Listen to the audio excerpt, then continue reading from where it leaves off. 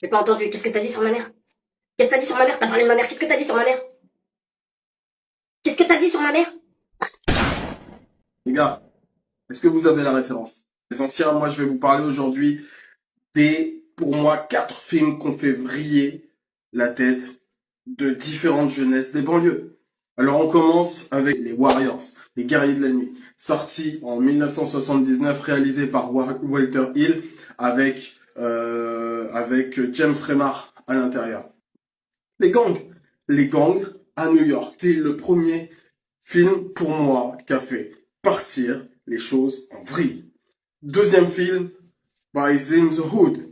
Là, on part direction, non plus New York, mais Los Angeles. Et le film sortira 12 ans plus tard, donc en 1991, avec Cuba Gooding Jr. et Ice Cube, les gars.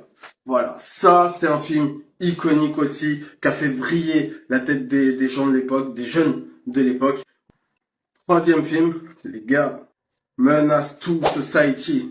Et là, c'était la fin. C'était la fin. Il y a eu un avant et un après Menace to Society dans les banlieues. Et sinon, dernier film, typiquement français, les gars, bon, La haine.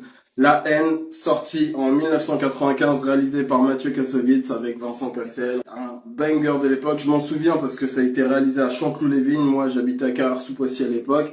Bon, les deux villes ne s'entendaient pas forcément très très bien. Enfin, bref. C'est sûr qu'il y a eu d'autres films, il y a eu Les Princes de la Ville, il y a eu La Cité de Dieu, il y a eu dans un autre registre American History X, mais pour moi, il est vrai que voilà, ces 4 films sont vraiment cultes.